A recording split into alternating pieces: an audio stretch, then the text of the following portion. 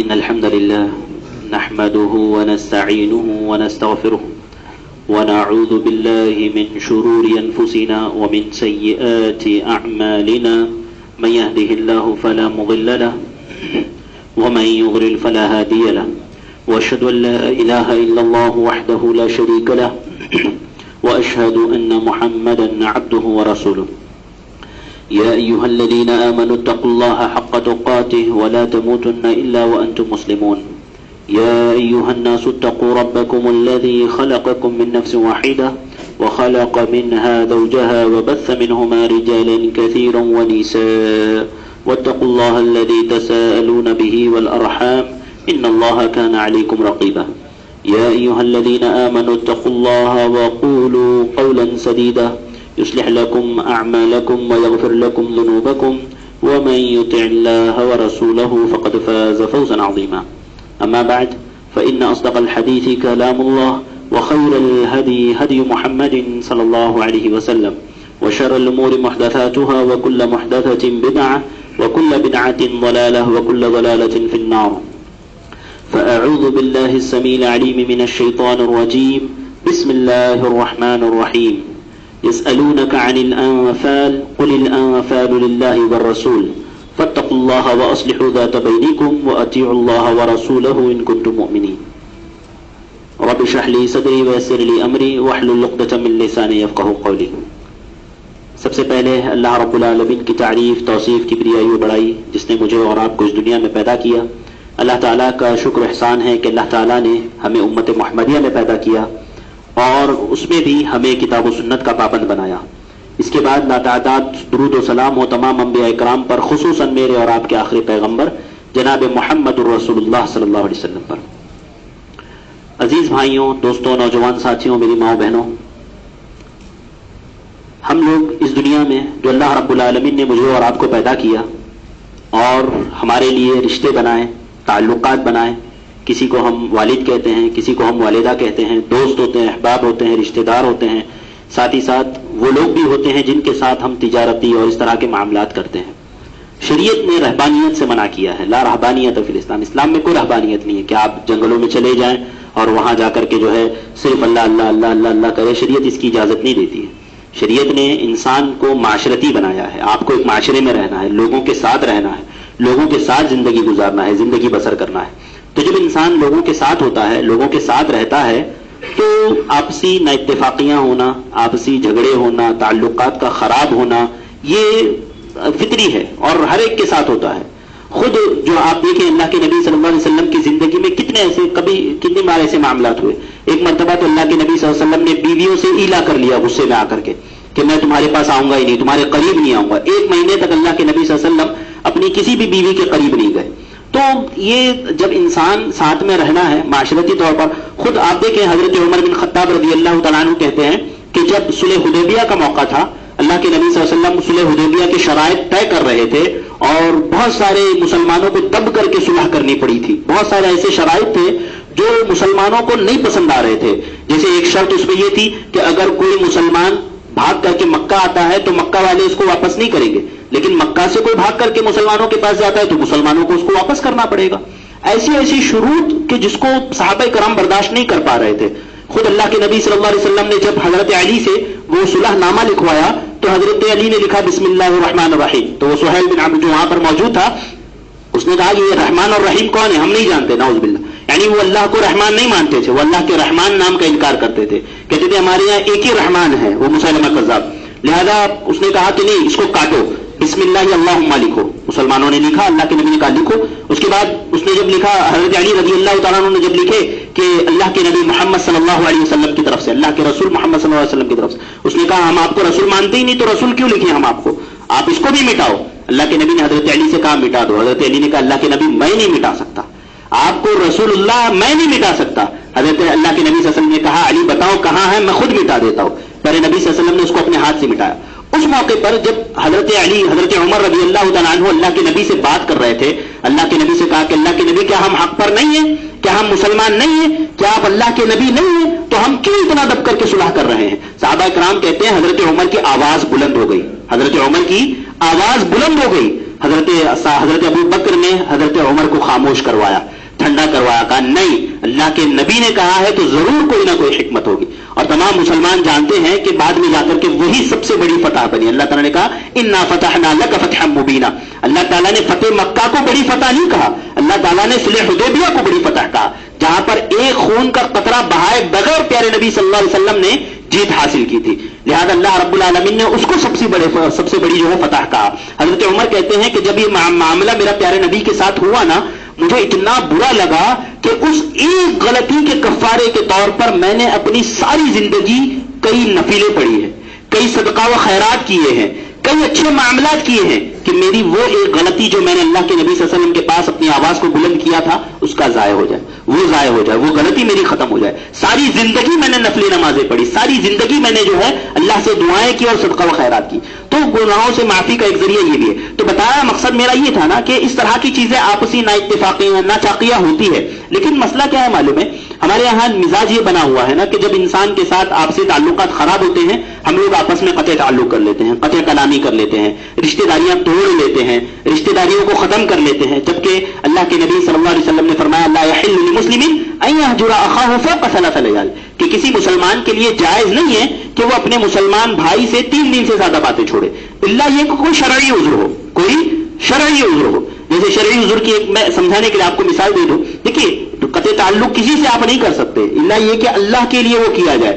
جیسے آپ کو پتا ہے غزوہ تبوک میں 3 صحابہ کرام پیچھے رہ گئے تھے, ہلال بن امیہ, ہلال بن امیہ, اور اسی طرح سے جو ہے مرارہ بن ربیع اور کعب بن مالک, یہ تینوں صحابہ کرام غزوہ تبوک سے پیچھے رہ گئے تھے. اللہ کے نبی صلی اللہ علیہ وسلم کے پاس منافق بھی پیچھے تھے, وہ لوگوں نے آ کر کے جھوٹ کہا, ان تینوں صحابہ کرام نے سچ کہا کہ اللہ کے نبی صلی اللہ علیہ وسلم ہم نے سوچا تھا نیکی کریں گے, نیکی کا کام تھا, ہمارے پاس ساری چیزیں تھی. دیکھیے یہ تینوں لوگ بھی پیچھے تھے تو اس وجہ سے پیچھے نہیں تھے کہ کون جنگ میں جائے گا, نہیں, آپ دیکھیں کیسے یہ صحابہ کرام, خود حضرت کعب بن مالک بیان کرتے ہیں, کہتے ہیں کہ میں نے اللہ کے نبی سے کہا کہ اللہ کے نبی ہمارے پاس کوئی عذر نہیں ہے, ہمارے پاس کوئی عذر نہیں ہے, صرف یہی معاملہ تھا کہ ہمارے پاس ساری چیزیں تھی, ہماری سواری تیار تھی, ہمارے پاس مال تھا جانے کے لیے, سب کچھ مہیا تھا, ہم نے سوچا کہ چلو تھوڑا سا کل نکل جائیں گے, کل تیاری کریں گے, کل نکلیں گے.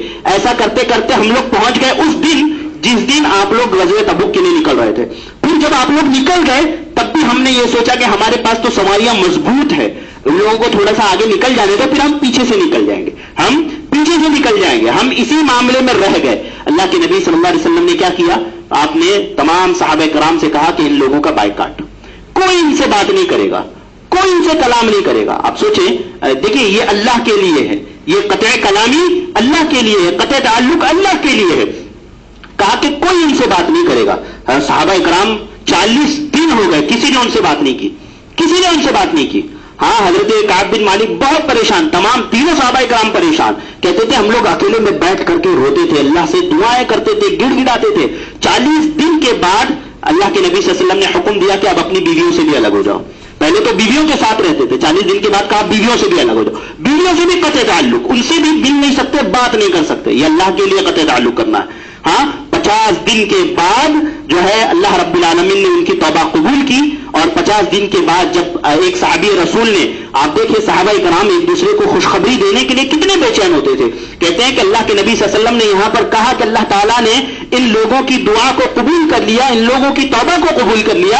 صحابی رسول کہتے ہیں میں کعب بن مالک کے گھر جا رہا تھا, میں نے سوچا کہ اس کے گھر پہنچنے میں دیر ہو جائے گی, میں ایک اونچے ٹیلے پر چڑھا اور وہاں سے زور سے میں نے آواز لگائی کہ اے کعب بن مالک خوش ہو جاؤ, اللہ رب العالمین نے تمہاری توبہ کو قبول فرما لیا, تمہاری توبہ کو قبول فرما لیا. تو قطع تعلق کرنے کا سبب یہ ہو سکتا ہے کہ آپ دینی لحاظ سے قطع تعلق کریں. مثال کے طور پر آپ کا بیٹا ہے, بھائی ہے, دوست ہے, آپ اس کو نماز کی پابندی کرنے کے لیے کہہ رہے ہیں, وہ کہتا ہے کہ نہیں میں نماز کی پابندی نہیں کروں گا, آپ قطع تعلق کر لو اس سے, آپ بات چھوڑ دو, جب تک کہ تو نماز نہیں پڑھے گا میں تجھ سے بات نہیں کروں گا. یہ جائز ہے. ہمارے یہاں معاملہ کیا ہوتا ہے, مال میں تھوڑا سا وہ لین دین میں کمی ہو گئی, قطع تعلق, رشتہ داری میں تھوڑی سی کمی ہو گئی, قطع تعلق. یاد رکھیے ایسی قطع تعلق یا رشتہ توڑنا جائز نہیں ہے. ایک مسلمان کسی سے رشتہ توڑ نہیں سکتا. اسی لیے آپ دیکھیں گے شریعت نے ابھارا ہے کہ آپ جب کوئی آپ سے رشتہ توڑتا ہے آپ اس کو جوڑو. اللہ کے نبی صلی اللہ علیہ وسلم کی صفت کیا تھی, انک لتصل الرحم. حضرت خدیجہ نے جو شاندار صفتیں پیارے نبی کی گنائی تھی, جو آپ کے اچھے صفات گنائے تھے اس میں سے ایک صفت کیا تھی؟ انک لتصل الرحم، اللہ کے نبی صلی اللہ علیہ وسلم آپ رشتوں کو جوڑنے والے ہیں، اللہ تعالیٰ آپ کو کیسے ضائع کرے گا؟ ان اللہ لا یخزیک اللہ ابدا، اللہ کے نبی آپ کو اللہ تعالیٰ ہرگز ضائع نہیں کر سکتا۔ تو اللہ کے نبی کی ایک بہترین صفت میں سے تھی کہ آپ صلی اللہ علیہ وسلم رشتوں کو جوڑتے تھے۔ رشتوں کو جوڑنا، آپسی اختلافات کو ختم کرنا، صلح کرنا، یہ ایک بہت بڑی صفت ہے، یہ ایک بہت بڑی صفت ہے۔ آپ دیکھیں صحابہ کرام میں نا چند امتیازی صفات تھے جس کو اللہ کے نبی صلی اللہ علیہ وسلم نے صحابہ کرام میں بتایا تھا کہ فلاں صحابی میں یہ امتیازی خصوصیت، فلاں صحابی میں۔ اسی طرح حضرت حسن رضی اللہ تعالیٰ عنہ کی فضیلت جو اللہ کے نبی صلی اللہ علیہ وسلم نے امتیازی خصوصیت کے طور پر بتائی تھی، وہ کیا کہا تھا؟ ہاں، ان ھذا ابنی سید لعل اللہ ان یصلح بین طائفتین عظیمتین، کہ یہ میرا بیٹا سید ہے، یہ دو گروہوں کے درمیان میں صلح کروائے گا، یہ دونوں گروہوں کے درمیان میں جو مسلمانوں کے دو گروہ آپس میں ٹکرائیں گے یہ ان کے درمیان میں صلح کروائے گا۔ ہاں، حضرت حسن نے یہ صلح حضرت امیر معاویہ اور اپنے درمیان حضرت علی کے درمیان کے جو اختلافات تھے، حضرت علی کی وفات کے بعد حضرت حسن نے ان دونوں کے درمیان میں صلح کی۔ ہاں، آپس میں جو ہے حضرت امیر معاویہ کا ہاتھ پر انہوں نے بیعت کر لی۔ تو یہ اللہ کے نبی صلی اللہ علیہ وسلم کی پیشین گوئی دیکھیے کیسے صادق آئی۔ تو یہ صلح کرانا، یہ آپسی رشتوں کو مضبوط کرنا، یہ اچھی صفات میں سے ہے، مجھے اور آپ کو اختیار کرنا چاہیے، اور یہ بہت عظیم صفات میں سے۔ آپ کو پتہ ہے نماز اللہ کے نبی صلی اللہ علیہ وسلم کبھی بھی، اللہ کے نبی صلی اللہ علیہ وسلم نماز میں کبھی مسبوق نہیں رہے، الا یہ کہ ایک دو مقام پر اللہ کے نبی صلی اللہ علیہ وسلم نماز میں مسبوق رہے، پیچھے ہو گئے، رکعت چھوٹ گئی آپ کی۔ ایک موقع وہ بھی تھا جب جو ہے قباء کے موقع پر، قباء میں جو ہے دو لوگوں کے درمیان میں، دو گروہوں کے درمیان میں جھگڑا ہو گیا، وہ آپس میں ایک دوسرے پر پتھر پھینکنے لگے، پتھر مارنے لگے۔ پیارے نبی صلی اللہ علیہ وسلم تک جب بات آئی، آپ صلی اللہ علیہ وسلم قباء والوں کے پاس گئے کہ ان کے درمیان میں صلح کروا دیں، اور آپ کو آتے آتے دیر ہو گئی، یہاں تک کہ آپ نماز میں مسبوق ہو گئے۔ تو آپ دیکھیں اہل علم کہتے ہیں اس واقعے سے کہ اگر انسان دو بھائیوں کے درمیان میں جب جھگڑا ہو جائے اور ان کے درمیان میں جب صلح کروانے جاتا ہے نا، تو اگر اس کی نماز، اس کو شک ڈر ہے کہ اگر نماز کا وقت ہو گیا، مثال کے طور پر آپ گئے تھے ظہر میں، عصر کی جماعت کا وقت ہو گیا، آپ کو ڈر ہے کہ اگر میں چلا جاؤں ان کو آگے میں چھوڑ کر کے تو بات پوری نہیں ہو پائے گی، تو شریعت اجازت دیتی ہے کہ آپ نماز روک کر کے پہلے ان کی اصلاح کریں، آپ ان کی اصلاح کریں، اس کے بعد آپ جو ہے اپنی جا کر کے نماز مکمل کریں۔ تو آپ سوچیں شریعت نے کتنا اہتمام کیا ہے کہ رشتوں کو مضبوط کریں، آپ رشتوں کو مضبوط کریں۔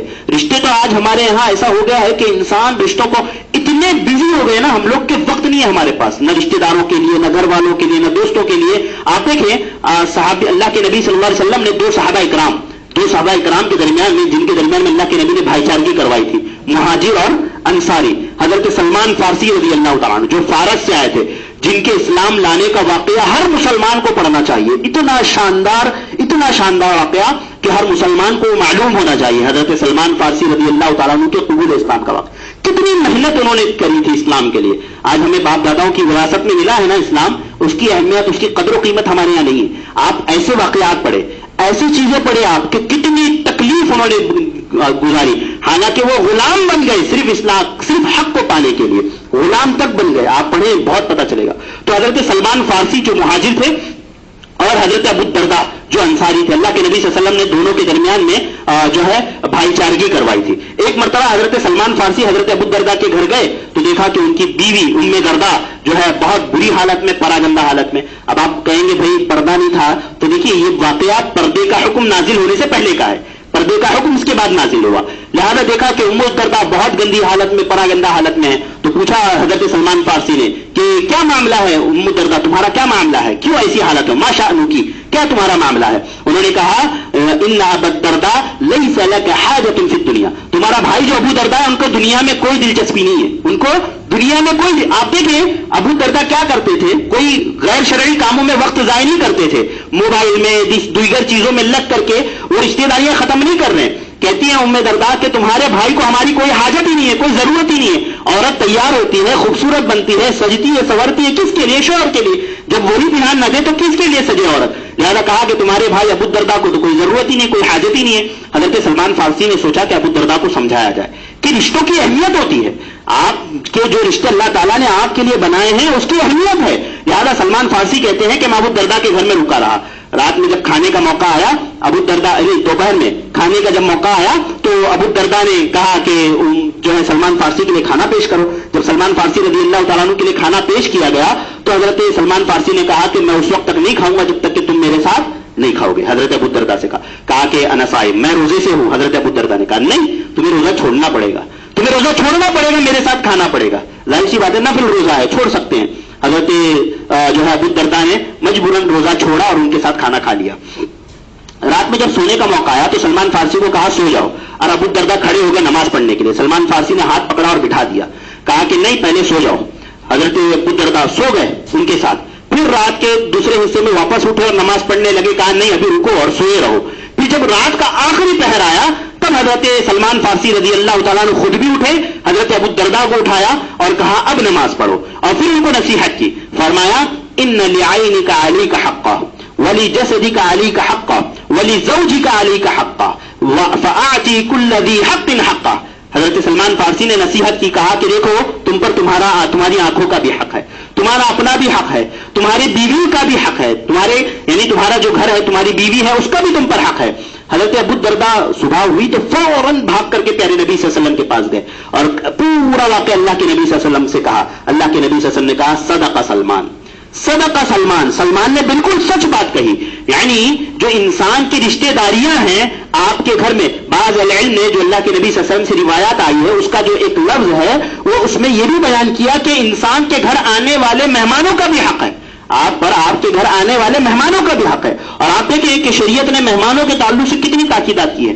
تو آپ دیکھیں حضرت ابو الدرداء کسی موبائل میں گھس کر کے یا دوسری چیزوں میں اپنا وقت ضائع کر کے رشتہ داریاں ختم نہیں کر رہے تھے, وہ تو عبادت میں اپنی رشتہ داریوں کو بھول رہے تھے. لیکن شریعت نے یاد دلایا کہ نہیں, تمہارے اوپر تمہارے گھر والوں کا, تمہارے بیوی بچوں کا سب کا حق ہے, لہذا ہر ایک کو اس کا حق دیا جائے. تو میرے بھائیوں دوستوں یاد رکھیے, شریعت نے ہم پر جو ہے حقوق عائد کیے ہیں, یا ہم پر جو ہے رشتہ داریاں جو شریعت نے ہمیں دی ہے نا, ہم اس کو نبھائے, ان رشتہ داریوں کو یاد رکھیں. ہمارے یہاں بھول جاتے ہیں لوگ. آپ دیکھیں پیارے نبی صلی اللہ علیہ وسلم کیسی رشتہ داریاں نبھاتے تھے. حضرت عائشہ رضی اللہ تعالیٰ عنہا بیان کرتی ہے کہ مجھے اللہ کے نبی کی بیویوں میں کسی پر اتنی غیرت نہیں آتی تھی جتنا حضرت خدیجہ پر آتی تھی. کسی پر اتنی غیرت, یعنی سمجھیے ایک طرح سے ایسا کہ اللہ کے نبی کتنا چاہتے ہیں خدیجہ کو, اتنی غیرت مجھے اللہ کے نبی کی کسی بھی بیوی پر نہیں آتی تھی. اور حضرت عائشہ کب بیوی بنی اللہ کے نبی صلی اللہ علیہ وسلم کی؟ جب حضرت خدیجہ کی وفات ہو چکی تھی. حضرت خدیجہ کی وفات کے بعد حضرت عائشہ سے اللہ کے نبی نے نکاح کیا نا, حضرت سودا سے کیا, پھر حضرت عائشہ سے کیا. تو اللہ خدیجہ, جبکہ خدیجہ کی زندگی میں تو تھی بھی نہیں حضرت عائشہ اللہ کے نبی کی بیوی, اس کے باوجود حضرت عائشہ کہتی ہے کہ مجھے سب سے زیادہ غیرت اللہ کے نبی کی بیویوں میں, وہ ساری بیویاں جو زندہ ہیں ان کو چھوڑ کر کے وہ بیوی جس کی وفات ہو چکی ہے اس پر رشک آتا ہے, اس پر جو ہے رشک آتا ہے. صحابہ کرام نے پوچھا کیوں؟ کہا کہ اللہ کے نبی صلی اللہ علیہ وسلم کے گھر میں جب سالن بنتا تھا نا, اللہ کے نبی کے گھر میں جب میرے گھر میں سالن بنتا تھا, پیارے نبی اس میں تھوڑا سا پانی زیادہ کر کے حضرت عائشہ کی سہیلیوں کو, حضرت خدیجہ کی سہیلیوں کو بھیجا کرتے تھے, حضرت خدیجہ کی سہیلیوں کو بھیجا کرتے تھے. آپ یہاں پر رک کر کے اس نقطے پر غور کیجئے کہ شریعت ہمیں یہ سکھاتی ہے نا کہ ہمارے والدین کی, اپنے رشتہ داروں کی وفات کے بعد بھی جو ان کے گھر والے ہیں, ان کے رشتہ دار ہیں, ان کے ساتھ اپنے تعلق کو مضبوط رکھو, مت توڑو. ہمارے یہاں والد کا انتقال ہو گیا, اب ہم نے اپنے چاچاؤں کو بلا دیا, اپنی پھپھوؤں کو بلا دیا, جتنے رشتے تھے ہم نے سب ختم کر لیا, جبکہ ہمارے والد جب تک زندہ تھے ان رشتوں کو مضبوطی سے پکڑے رکھے ہوئے تھے. یاد رکھیے میرے بھائیوں, آپ یہاں پر غور کریں, پیارے نبی صلی اللہ علیہ وسلم کی بیوی حضرت خدیجہ کی وفات کے بعد حضرت عائشہ کہتی ہے کہ مجھے حضرت خدیجہ پر رشک آتا ہے کہ اللہ کے نبی جب گھر میں سالن بنتا ہے تو حضرت عائشہ, حضرت خدیجہ کی بیویوں کو بھیجا کر, اب حضرت خدیجہ کی جو ہے سہیلیوں کو بھیجا کرتے تھے. یہ رشتہ داریوں کو قائم رکھنا, یعنی ہم ان سے بھی محبت کریں جن سے ہمارے والد محبت کرتے تھے, ہماری والدہ محبت کرتی تھی, ہماری بیوی محبت کرتی تھی, جو ان کے رشتہ دار تھے, جو ان کے قریبی, جن سے ان کا قریبی تعلق تھا, ہم اس کا خیال رکھیں. آج ہم نے اپنے قریبی خود کے رشتوں کو ہم نے ٹھکرا دیا ہے. بیٹا باپ سے ناراض, بات نہیں کرتا ہے, باپ بیٹے سے ناراض, بات نہیں کرتا ہے. یاد رکھو میرے بھائیوں دوستوں, میری ماؤں بہنوں, یہ رشتے جو اللہ رب العالمین نے مجھے اور آپ کو دیے ہیں نا, یہ بہت اہم ہے, یہ بہت اہم ہے. آپ تاریخ پڑھ لو, اللہ کے نبی صلی اللہ علیہ وسلم کی زندگیاں آپ پڑھ لو, صحابہ کرام کی زندگیاں آپ دیکھ لو, کیسے انہوں نے اپنے رشتوں کو مضبوطی سے تھامے رکھا تھا. ہرگز انہوں نے اپنے رشتوں کو چھوڑا نہیں تھا, اپنے رشتوں کو مضبوطی سے تھامے رکھا تھا. حالانکہ وہ مسلمان نہیں بھی تھے, تب بھی ان کے اندر یہ غیرت تھی کہ ہم اپنے رشتہ داروں کو نہیں چھوڑیں گے. تبھی تو ابو طالب نے ساری زندگی پیارے نبی صلی اللہ علیہ وسلم کا ساتھ دیا, ہر موقع پر اللہ کے نبی صلی اللہ علیہ وسلم کے لیے کھڑے رہے, کبھی بھی ایک قدم پیچھے نہیں ہٹایا. لیکن اللہ رب العالمین نے ایمان کی توفیق نہیں دی. یاد رکھیے رشتوں کو مضبوط کرنا، رشتوں کو جوڑنا، تعلقات کو مضبوط رکھنا یہ ضروری ہے. اسی لیے نا شریعت نے دیکھیے جھوٹ کبیرہ گناہ ہے، جھوٹ کبیرہ گناہ ہے، کبیرہ. اللہ کے نبی صلی اللہ علیہ وسلم نے کتنا جھوٹ کی وعیدیں بیان کی ہے. خود اللہ رب العالمین نے قرآن مجید میں جھوٹوں پر لعنت کی ہے، لعنت اللہ علی الکاذبین. اللہ تعالیٰ نے جھوٹوں پر لعنت کی ہے. لیکن حضرت عائشہ فرماتی ہے لیس الکذاب الذی یصلح بین الناس، وہ شخص جھوٹا نہیں ہے جو دو بھائیوں کے درمیان میں صلح کروانے کے لیے جھوٹ بولتا ہے، وہ شخص جھوٹا نہیں ہے. آپ سوچیں جھوٹ کبیرہ گناہ ہونے کے باوجود شریعت اس بات کی اجازت دیتی ہے دو بھائیوں کے درمیان اگر جھگڑا ہو جائے تو ان کے درمیان میں صلح کروانا یہ اتنا اہم ہے، اتنا اہم ہے کہ اگر آپ کو جھوٹ بولنا پڑے تو آپ کو اجازت ہے. آپ جھوٹ بول سکتے ہو ایک بھائی کے پاس جا کر کے کہ وہ تو آپ کے تعلق سے بڑی اچھی اچھی باتیں کر رہا تھا. پھر آپ دوسرے کے پاس جا کر کے کہہ سکتے ہو کہ وہ تو نادم اور شرمندہ ہے آپ سے دشمنی کر کے، بہت افسوس کر رہا تھا، ہاں وہ اچھی اچھی باتیں کر رہا تھا، اس نے کہا تھا کہ آپ کے سامنے ان باتوں کا ذکر نہ کروں میں. اس طرح سے جھوٹ بول کر کے دو بھائیوں کے درمیان میں صلح کروائی جا سکتی ہے. اتنا اہم ہے صلح کرنا. میرے بھائیوں دوستوں یاد رکھو یہ شرعی احکام مجھے اور آپ کو یہ بتاتے ہیں کہ ہماری زندگیوں میں جو بھی چیز اللہ تعالیٰ نے ہمیں دی ہے نا، ہم چھوٹی سی دنیا کے خاطر اس کو ضائع نہ کریں. چھوٹی سی دنیا کے خاطر یہ ختم ہونے والا ہے، سب کچھ ختم ہونے والا ہے. مجھے آپ کو ہم تمام کو اللہ کے پاس جانا ہے، ہر عمل کا جواب دینا ہے. فَمَن يَعْمَلْ مِثْقَالَ ذَرَّةٍ خَيْرًا يَرَهُ وَمَن يَعْمَلْ مِثْقَالَ ذَرَّةٍ شَرًّا يَرَهُ. جس نے ذرہ برابر بھی اچھا عمل کیا ہوگا وہ اس کو دیکھ لے گا، ذرہ برابر بھی برا عمل کیا ہوگا وہ اس کو دیکھ لے گا. لہذا میرے بھائیوں یاد رکھو رشتہ داریوں کو مضبوط رکھو، مت توڑو. نہیں ہمارے یہاں بزی انسان کتنا ہی بزی کیوں نہ ہو وقت نکالے اپنے رشتہ داروں کے لیے، اپنے دوستوں احباب کے لیے، اچھی چیزوں میں، بری چیزوں میں نہیں. ہمارے یہاں بری چیزوں میں وقت نکالنے کے لیے بہت زیادہ وقت ہے لوگوں کے پاس. ہاں ایک انسان جب دوستی ہمارے یہاں کیسی ہوتی ہے نا نوجوانوں کی کہ ایک سگریٹ پیے گا تو اس میں سے آدھا آدھا دونوں پیئیں گے، جبکہ ایک گلاس پانی میں آدھا آدھا دونوں نہیں پیئیں گے. اگر ایک نے پانی کا گلاس پی کر کے رکھا نا تو دوسرا اس کو چھیے گا نہیں، جا کر کے دھو کر کے پانی لے کر کے پیے گا. لیکن جب سگریٹ پیئیں گے حرام کاری کریں گے تو اس میں برابر شریک رہیں گے، اسی جگہ سے کش لیں گے جہاں سے اس کے دوست نے لیا ہے، اس کو برابر پسند کریں گے. اللہ تعالیٰ نے کہا وَلَا تَعَاوَنُوا عَلَى الْإِثْمِ وَالْعُدْوَانِ، برائی اور غلط کاموں میں ایک دوسرے کا تعاون نہ کرو، خیر کے کاموں میں تعاونوا علی البر والتقوی، نیکی اور خیر کے کاموں میں ایک دوسرے کا تعاون کرو. کہاں ہے آج ہمارا نیکی اور خیر کے معاملے میں تعاون؟ اپنے تعلق سے، اپنے گھر والوں کے تعلق سے فکر کرو. وہ لوگ جن کے گھر والے کتاب و سنت پر نہیں ہیں انہیں گھر والوں کے ایک حق یہ بھی ہے کہ ان کی فکر کی جائے، ان کی اصلاح کی فکر کی جائے، ان کے لیے دعائیں کی جائے. ہاں ان کو مرتے دم تک ان کو جو ہے تعلیم اور جو ہے اسلام کی دعوت دی جائے. خیر خواہی کیسی ہوتی ہے دیکھیے میں آپ کو بتاتا ہوں. اللہ کے نبی صلی اللہ علیہ وسلم کے پاس ایک لڑکا آیا کرتا تھا یہودی غلام، صحیح بخاری کی حدیث ہے کہ اللہ کے نبی صلی اللہ علیہ وسلم کے پاس وہ آیا کرتا تھا. اس کی جب موت کا وقت آیا نا اللہ کے نبی صلی اللہ علیہ وسلم اس کے سرہانے جا کر کے بیٹھ گئے، اس کے سرہانے جا کر کے بیٹھ گئے. اللہ کے نبی صلی اللہ علیہ وسلم نے اس سے کہا کہ اسلام قبول کر لو، اسلم. اس سے کہا اسلم. اس لڑکے نے اپنے والد کی طرف دیکھا. وہ غلام جو اللہ کے نبی کے پاس آیا کرتا تھا اس نے اپنے والد، آپ سوچیں انسان سوچتا ہے ابھی مر رہے کیا ان کو بولا جائے، کیا ان کو کہا جائے، ہاں مرنے والے ہیں کیا ان کو دعوت دی جائے. پیارے نبی اس کے موت کے وقت اس کے سر کے پاس کھڑے، سرہانے کے پاس کھڑے، اس سے کہہ رہے ہیں اسلم. اس نے اپنے باپ کی طرف نگاہ اٹھائی. باپ سمجھ گیا میرا بیٹا چاہتا ہے اقرار کر لے، اقرار کر لے. باپ نے کہا اطیع ابا القاسم، اطیع ابا القاسم. اللہ کے نبی صلی اللہ علیہ وسلم کی کنیت تھی ابو القاسم. کہا اطیع ابا القاسم. اللہ کے نبی صحابی رسول بیان کرتے ہیں اس شخص نے، اس غلام نے اللہ کے نبی شہادت کلمے کا اقرار کیا، لا الہ الا اللہ کہا اور اس کی وفات ہو گئی. باپ نے دیکھیے یہ ہوتی ہے خیر خواہی کہ ایک شخص جس کا آپ سے تعلق ہو اس کی آپ خیر خواہی کریں، اس کے لیے خیر چاہیں، آپ اس کے لیے اچھا چاہیں.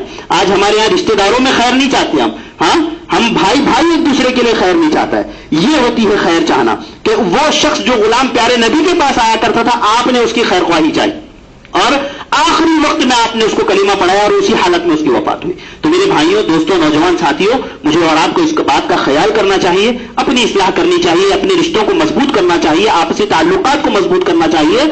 یاد رکھیے رشتہ داری ہماری ذمہ داری ہے جو اللہ تعالیٰ نے مجھ پر اور آپ پر عائد کی ہے.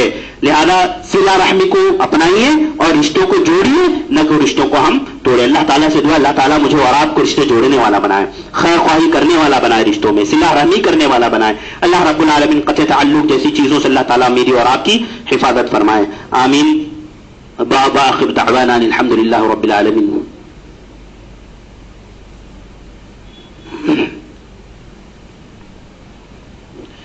إن الحمد لله نحمده ونستعينه ونستغفره ونعوذ بالله من شرور أنفسنا ومن سيئات أعمالنا من يهده الله فلا مضل له ومن يضلل فلا هادي له وأشهد أن لا إله إلا الله وحده لا شريك له وأشهد أن محمدا عبده ورسوله.